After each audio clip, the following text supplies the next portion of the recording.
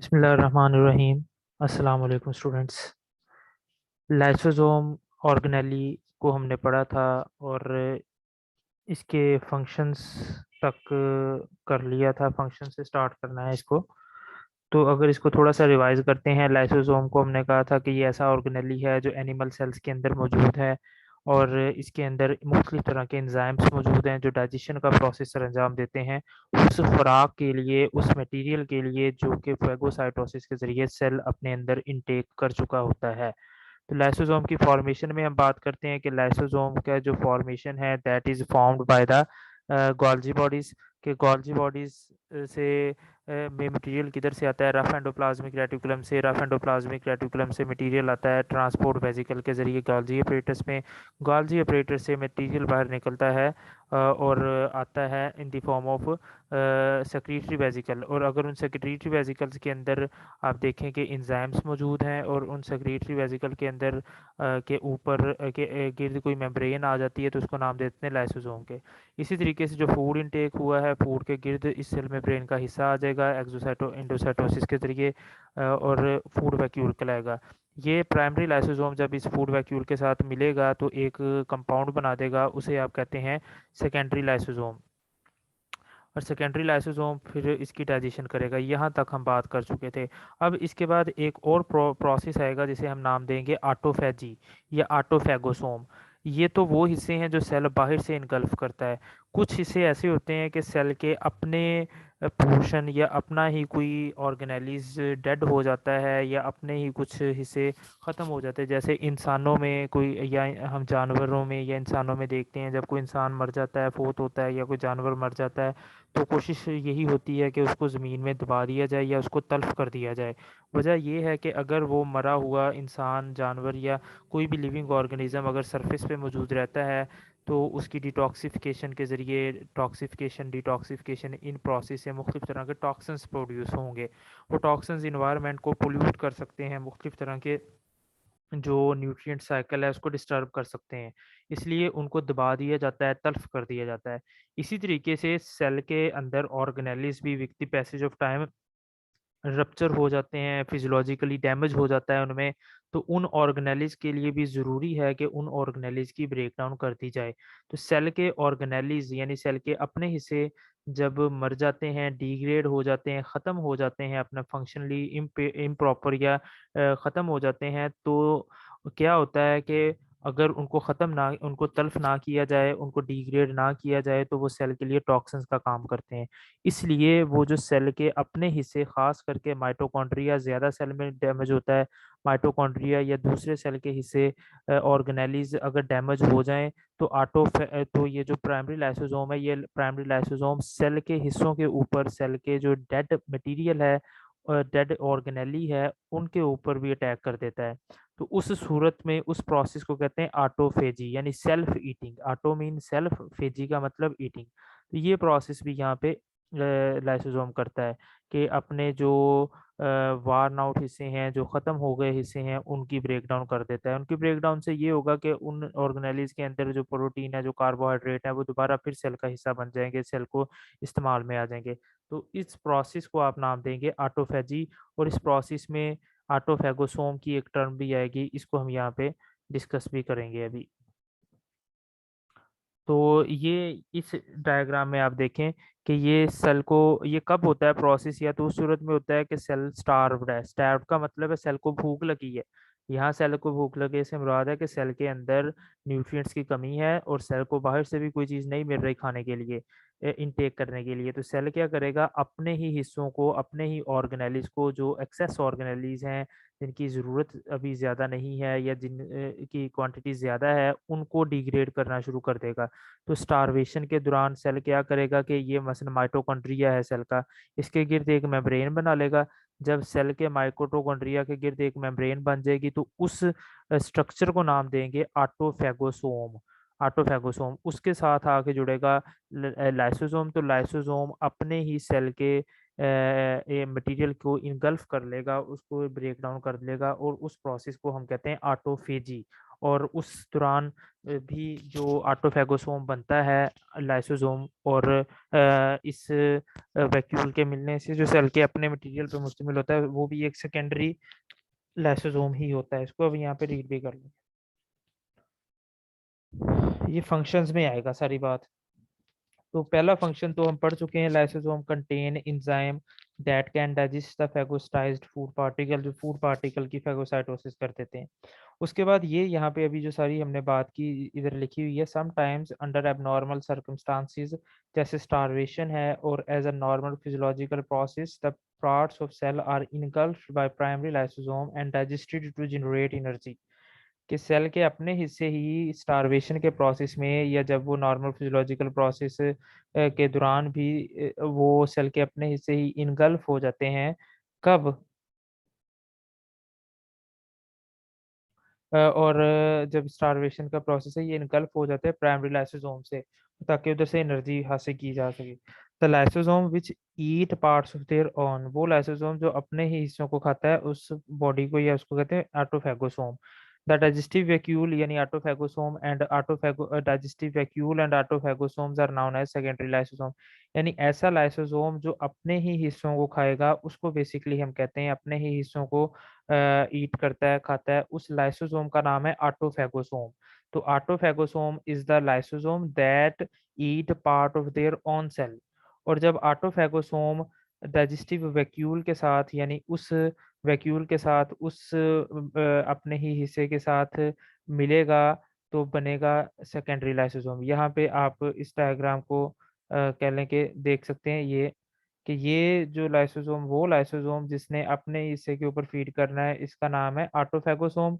जब ये अपने हिस्से के साथ मिल जाता है तो यहाँ पे भी एक, जैसे ये एक सेकेंडरी लाइसोसोम बना है, ये भी एक सेकेंडरी लाइसोसोम बन जाएगा। इसके बाद इसी प्रोसेस को यहाँ पे भी लिखा है, they are also involve in the autophagy. During this process some old worn out parts of the cell, पुराने या अवार्न आउट का मतलब है घिसे हुए, इसका यहाँ पे मतलब है जो अपना काम करना छोड़ गए हैं, part of the cell such as old mitochondria are digested. In this way, materials of cell may be recycled and cell may be renewed। इस तरीके से सेल का जो डेड मटेरियल है वो खत्म होकर रिसाइकल हो जाता है और सेल फिर दोबारा से रिन्यू हो जाता है। इसके बाद लाइसोसो इन चौथा फंक्शन है इनका कि they are involve in the degeneration of the cells. कई सेल्स ऐसे होते हैं जिनकी हमें ज़रूरत नहीं होती, with the passage of time उन्हें कम करना होता है उनकी डीजनरेशन में। जैसे एक इसकी एग्जांपल हम लेते हैं, जब तमाम तर मैमल्स, चाहे वो इंसान है वो बाकी मैमल्स है, जब वो अभी प्रेगनेंसी टाइम में अपनी मदर के यूट्रस में होते हैं, लाइक एम्ब्रियोनिक लाइफ में होते हैं, उस वक्त उनके एक टेल होती है, एक छोटी सी टेल होती है। मगर जब बर्थ होती है, स्पेशली ह्यूमन की अगर बात करें, तो ह्यूमन में वो टेल खत्म हो जाती है, वो टेल डीजनरेट हो गई। उसकी डीजनरेशन में किसने पार्ट प्ले किया? उसकी डीजनरेशन में पार्ट प्ले किया लाइसोजाइम ने, लाइसोजाइम के एंजाइम्स ने। इसके बाद जैसे ही आप मेंढक को देखते हैं, अगर अब आप एक फ्रॉग को देखें, उस फ्रॉग के पीछे टेल नहीं होती, मगर एम्ब्रियोनिक लाइफ में इसकी एक स्टेज होती है जिसे लार्वल स्टेज, टेडपोल स्टेज कहते हैं, उसमें टेल होती है। मगर जब बर्थ होती है वो टेल किधर गई? उस टेल को डाइजेस्ट कर लिया, उस टेल को डीजनरेट कर लिया लाइसोसोम ने। तो ये सेल की डेवलपमेंट के दौरान मुख्तलिफ हिस्सों को डीजनरेट करते हैं। जब इंसान अभी एम्ब्रियोनिक लाइफ में होता है तो उसकी उंगलियों के दरमियान में सेल्स होते हैं, जैसे एक बतख, एक डक का पाँव देखें तो एक वेब की सूरत में होता है, हमारे हाथ भी ऐसे होते हैं। मगर बर्थ के बाद उंगलियों के दरमियान कोई स्पेस है, कोई सेल मौजूद नहीं है, कोई छिली कोई उसके दरमियान सेल्स मौजूद नहीं है, उंगलियों के दरमियान स्पेस है। वो किधर गए वो सेल्स? वो डीजनरेशन हो गई। तो डेवलपमेंट के प्रोसेस में इंजाइम्स, ऐसे लाइसोसोम के एंजाइम डीजनरेशन का काम भी करते हैं। उसके बाद lysosome also release enzyme for extracellular digestion.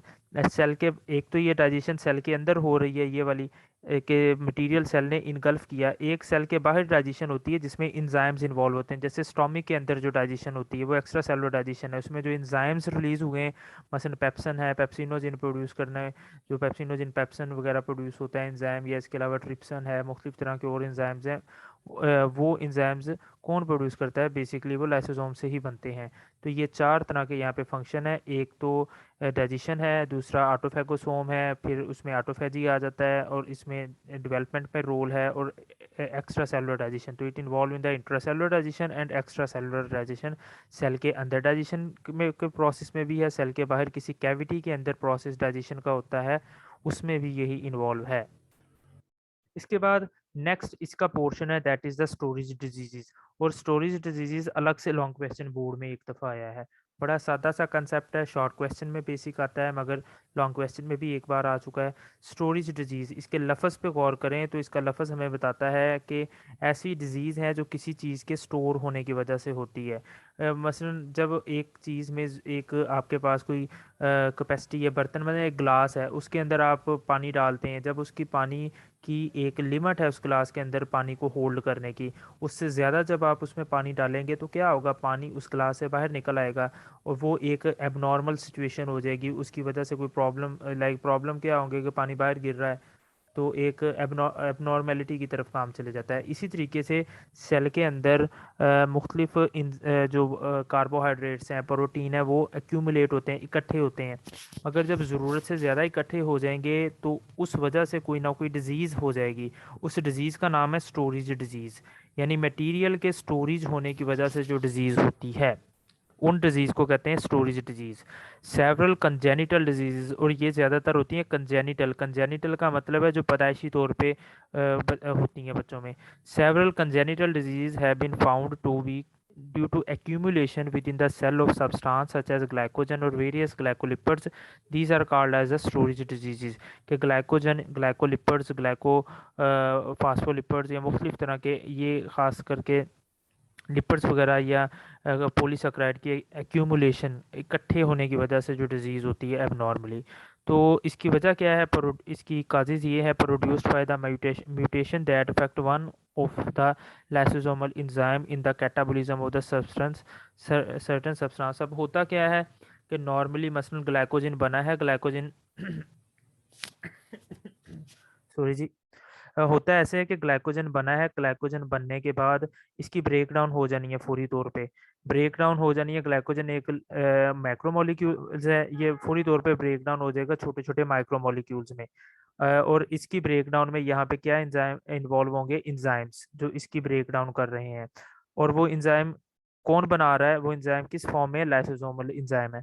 अगर किसी वजह से लाइसोसोमल एंजाइम नहीं बन रहे, उस सेल के अंदर लाइसोसोम की कमी है या एंजाइम नहीं बन रहे, तो क्या होगा, ग्लाइकोजन की आगे जो ब्रेक डाउन है वो नहीं होगी, क्योंकि ये एंजाइम ही नहीं है तो ये ब्रेक डाउन भी नहीं होगी, तो ग्लाइकोजन सेल में जमा होनी शुरू हो जाएगी। उस डिजीज को आप कहेंगे स्टोरेज डिजीज। इसकी दो एग्जांपल यहाँ पे दी है, ग्लाइकोजिनोसिस टाइप 2 और टे सेक्स डिजीज, उसको देखेंगे। ग्लाइकोजिनोसिस टाइप 2 ये अलग से शॉर्ट क्वेश्चन आ जाते हैं। इसमें क्या है कि लिवर और मसल के अंदर ग्लाइकोजन इकट्ठी हो जाती है। नॉर्मली ग्लाइकोजन इकट्ठी होती है, जैसा अभी मैंने कहा, ग्लाइकोजन लिवर में भी है और मसल में भी है, मगर ग्लाइकोजन बनती रहती है और ग्लूकोज में ब्रेक डाउन होती रहती है। ये नॉर्मल प्रोसेस है इंजाइम की मौजूदगी में।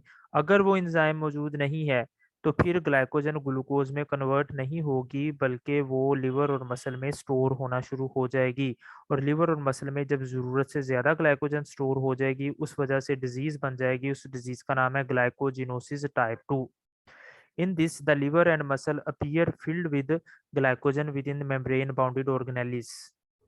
In this disease, an enzyme that degrades glycogen to glucose is absent। कि वो enzyme जो ग्लाइकोजन को ग्लूकोज में ब्रेक डाउन करता है वो एब्सेंट है। इस तरीके कहता है कि तकरीबन 20 डिजीजेज अब तक जानी जा चुकी हैं जो कि स्टोरेज डिजीजेज हैं। उसमें एक तो ग्लाइकोजिनोसिस टाइप 2 है, एक है टे सेक्स डिजीज, ये एक पर्सन के नाम पे है।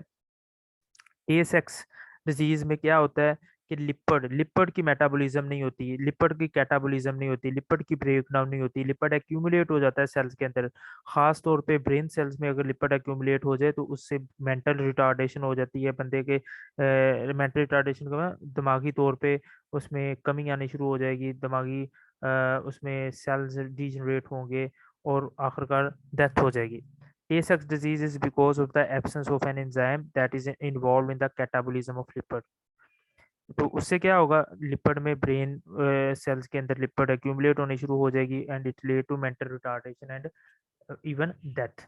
तो यहाँ तक हम इसको कंक्लूड करते हैं और हमारा चैप्टर नंबर 4 जो कि एक लेंथी चैप्टर था और एक समझने वाला चैप्टर था, उसको बड़े अच्छे तरीके से डायग्राम्स की मदद से हमने करने की कोशिश की।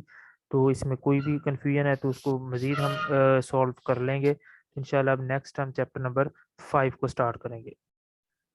तब तक के लिए अल्लाह हाफ़िज़।